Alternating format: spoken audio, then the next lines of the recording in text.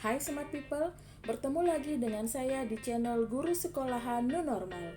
Semoga kalian baik-baik saja seperti biasanya ya. Bagi kalian yang belum pertama kali menonton video ini, selamat belajar dan jangan lupa like dan subscribe-nya. Bagi Smart People yang sudah subscribe, terima kasih atas subscribe-nya. Dan jangan lupa tonton terus channel ini.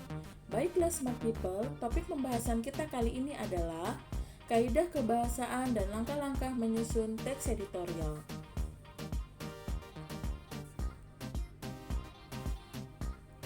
Adapun unsur-unsur kebahasaan teks editorial adalah kalimat fakta, kalimat opini, kalimat persuasif, adverbia, konjungsi, verba material, verba relasional, dan verba mental.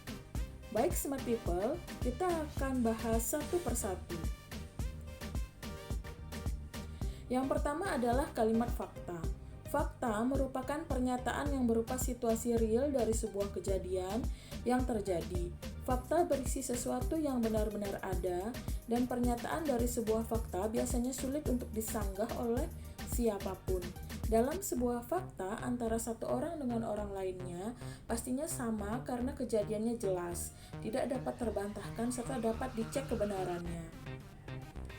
Contohnya, bahasa Indonesia adalah bahasa persatuan dan bahasa resmi yang digunakan dalam kehidupan sehari-hari. Yang kedua yaitu kalimat opini. Opini adalah suatu sikap atau pendapat seseorang mengenai sebuah keadaan yang pernah ataupun belum terjadi. Opini sangat dipengaruhi oleh perasaan pemikiran, perspektif, keinginan, sikap, pengalaman, pemahaman, keyakinan setiap individu. Jadi, opini antara satu orang dengan orang lain cenderung tidak sama sebab dipengaruhi oleh pola pikir, pengetahuan, serta lingkungan dalam menanggapi suatu persoalan. Contohnya, bahasa Indonesia adalah bahasa yang sangat sulit untuk dipelajari. Yang ketiga yaitu kalimat persuasif. Istilah persuasif berasal dari bahasa Inggris yaitu persuade yang artinya membujuk atau meyakinkan. Kalimat persuasif merupakan satu di antara jenis kalimat yang sering ditemukan di kehidupan sehari-hari. Kalimat ini bertujuan untuk meyakinkan serta membujuk orang lain supaya mau mengikuti saran atau solusi yang diberikan. Contohnya, ingat 3M yaitu menimbun, menguras, dan mengubur untuk cegah DBD. Yang keempat yaitu adverbia atau kata keterangan. Adverbia ditujukan agar pembaca meyakini teks yang dibahas dengan menegaskan menggunakan kata keterangan atau adverbia frekuentatif. Kata yang biasanya digunakan yaitu selalu, biasanya, sering, kadang-kadang, sebagian besar waktu, jarang, dan lain-lain. Contoh, ia jarang membawa uang jajan sehingga aku yang mentraktirnya.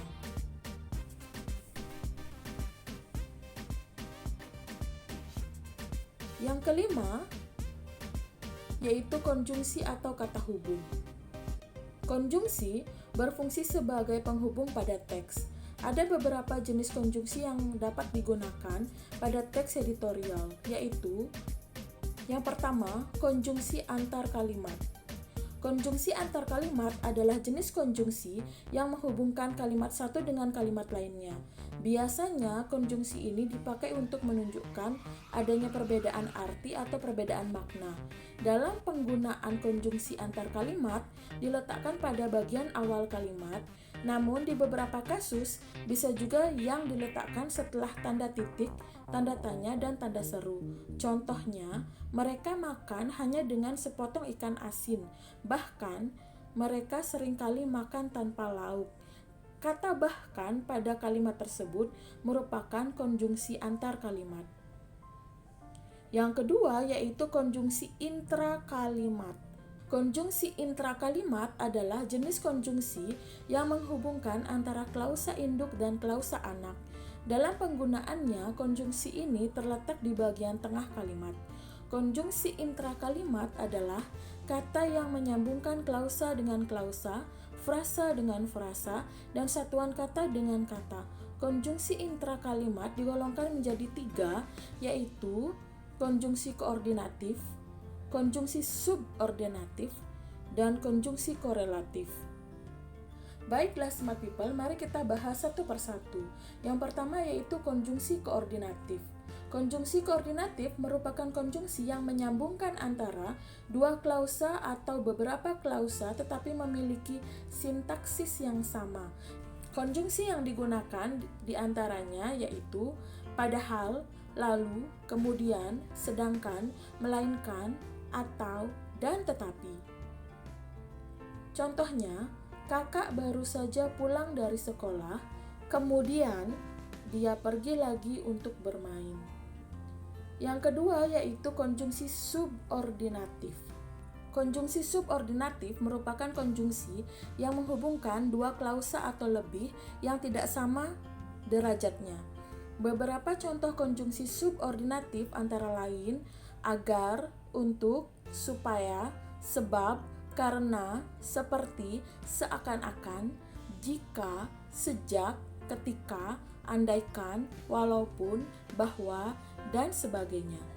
Contoh dari konjungsi subordinatif adalah baik hari biasa maupun hari libur, Tasya tidak pernah belajar. Yang ketiga yaitu konjungsi korelatif, merupakan konjungsi yang menghubungkan dua kata yang setara, baik kata, frasa, klausa, ataupun kalimat. Konjungsi jenis ini sama halnya dengan konjungsi koordinatif. Bedanya, kata penghubung pada konjungsi ini tidak terdiri atas beberapa gabungan kata. Sedangkan konjungsi koordinatif hanya terdiri dari satu kata saja. Konjungsi ini bisa juga kita gunakan pada kalimat majemuk setara atau sintaksis. Kalimat konjungsi korelatif merupakan suatu kalimat yang tersusun atas dua kalimat atau klausa atau lebih yang dihubungkan dengan kata konjungsi korelatif. Contoh kalimatnya, tidak hanya cuci muka, bahkan kami menyempatkan untuk mandi dan berenang di pemandian air hangat itu sehingga badan kita sehat.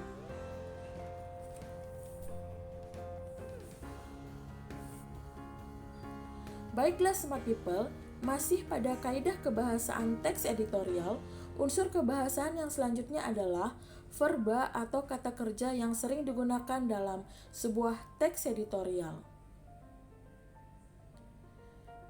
Yang pertama yaitu verba material. Verba material merupakan verba yang menunjukkan perbuatan fisik atau peristiwa.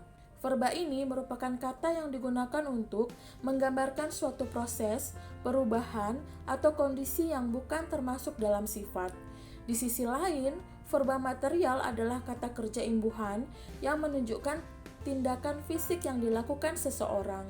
Hal-hal yang bisa digunakan dalam mengenali verba material yaitu berupa perbuatan fisik dari partisipan, terjadi dalam sebuah kejadian atau peristiwa, dan dibentuk dari kata benda atau nomina. Verba material dibentuk dari struktur, subjek atau aktor, ditambah verba material, ditambah objek atau sasaran. Contohnya, adik sedang membaca buku. Pada kalimat tersebut, kata membaca termasuk verba material. Selanjutnya yaitu verba relasional. Verba ini menunjukkan hubungan intensitas atau pengertian A adalah B dan milik atau mengandung pengertian A mempunyai B. Verba relasional dapat diartikan sebagai jenis kata kerja yang penggunaannya untuk menghubungkan kata pelengkap dengan subjeknya. Dalam hal ini, tentunya menggunakan struktur kata kerjanya sendiri. Untuk itulah, struktur kata kerja yang digunakan tidak sembarangan saja. Kata kerja relasional memiliki bentuk strukturnya sendiri, sehingga strukturnya berbeda dengan jenis kata kerja lainnya. Adapun struktur kata kerja secara relasional yaitu subjek ditambah dengan kata kerja relasional ditambah dengan kata pelengkap. Contoh, Donald Trump termasuk petinggi di negara Amerika. Dari contoh kata kerja relasional di atas dapat dijelaskan bahwa Donald Trump merupakan subjek termasuk merupakan kata kerja relasional, dan petinggi di negara Amerika Serikat merupakan kata pelengkap. Dalam hal ini dapat dilihat bahwa kalimat tidak akan rancu karena mengandung kata pelengkap di dalamnya. Maka dari itu, peran kata pelengkap ialah sebagai objek dan keterangan. Yang selanjutnya yaitu verba mental. Secara singkatnya, kata kerja mental dipakai untuk menyatakan sesuatu yang bisa kalian rasakan, tebak, pikirkan, pahami, perhatikan, harapkan, putuskan, pilihkan, kepercayaan, ataupun rasa ingin tahu. Kata kerja mental juga dikenal dengan istilah kata kerja behavioral, yakni mengekspresikan suatu keadaan ataupun kejadian tertentu. Pada verba ini terdapat partisipan pengindera atau sensor dan fenomena yang menerangkan beberapa hal, yaitu yang pertama persepsi, misalnya melihat dan merasa. Yang kedua afeksi, misalnya suka dan khawatir. Yang ketiga kognisi, misalnya memikirkan dan mengerti.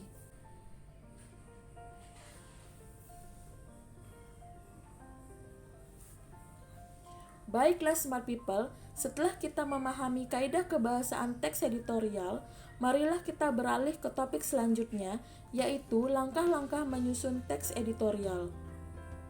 Langkah-langkah yang akan kita lakukan yaitu yang pertama, memilih tema. Ketika memilih tema, kita harus berusaha mengidentifikasi isu-isu yang up to date, melihat dari sudut pandang yang berbeda, dan menawarkan tindak lanjut menghadapinya. Pemilihan tema ini tergantung dari media massa apa yang akan kita pilih. Biasanya, berita terupdate dan terbesar adalah ada pada halaman pertama sebuah media massa, misalnya koran. Maka, carilah berita-berita yang terdapat pada halaman pertama atau cover sebuah media massa yang sekiranya sedang menjadi pergelutan atau masih belum terpecahkan oleh pihak terkait. Misalnya, apakah membuat sebuah smelter di Cianjur di masa pandemi ini adalah sebuah kebijakan baik atau tidak, atau mungkin masalah-masalah yang signifikan dan kekinian lainnya. Contoh pemilihan tema, misalnya pada koran Bali Post terdapat 4 berita utama. Berdasarkan teori tadi, mengenai ke-up-to-date-an isu atau masalah dan posisi kita berada pada tanggal 11 Oktober, maka sebaiknya kalian memilih isu yang kedua yang terdapat pada lingkaran tersebut, yaitu mengenai pembangunan smelter di Cianjur di tengah krisis global. Karena berita nomor 2 merupakan hal yang paling krusial dan ter-up to date.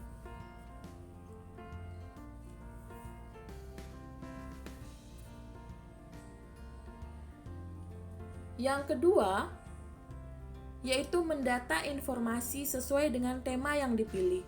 Dalam tahap ini, kita wajib mengumpulkan pendukung yang akan memperkuat opini yang hendak disampaikan. Pendukung tersebut berupa fakta-fakta seputar topik yang diangkat ini akan memberikan nilai objektivitas pada tulisan daripada sekedar opini belaka. Untuk memberikan nilai yang lebih kuat, kumpulkanlah pendapat-pendapat yang berotoritas agar opini yang hendak dikemukakan lebih berbobot. Contohnya terdapat pada gambar. Yang pertama yaitu pernyataan Presiden Jokowi mengenai smelter di Cianjur.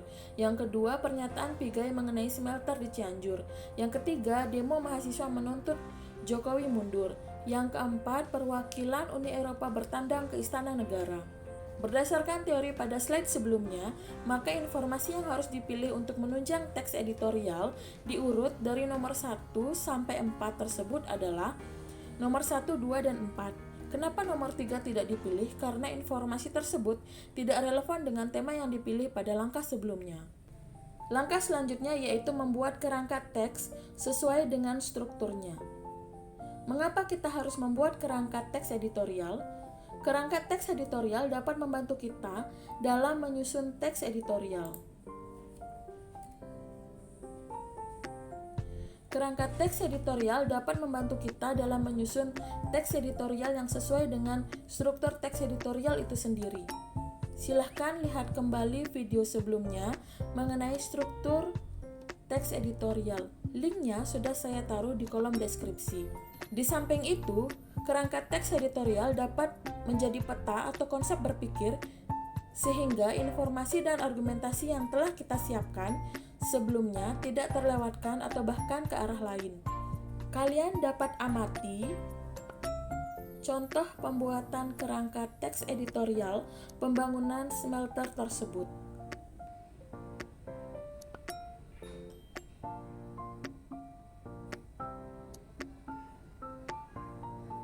Langkah selanjutnya yaitu mengembangkan kerangka tersebut sesuai dengan unsur kebahasaannya. Isi teks editorial yang disampaikan harus jelas dan menyampaikan detail-detail yang akurat, dilengkapi dengan contoh-contoh pendukung. Berikan argumen yang kuat pada awal dan akhir editorial. Dalam hal ini, argumen yang dipertentangkan berikut kelemahan-kelemahannya dapat ditunjukkan. Jangan lupa tawarkan solusi pada akhir editorial. Langkah yang terakhir yaitu editing. Editing atau penyuntingan dilakukan setelah teks editorial selesai. Editing ini mengenai kaidah kebahasaan yang penjelasannya telah saya jelaskan sebelumnya. Kegiatan editing ini sangat penting agar pesan yang ingin disampaikan tidak menimbulkan multitafsir atau kesalahpahaman bagi pembaca.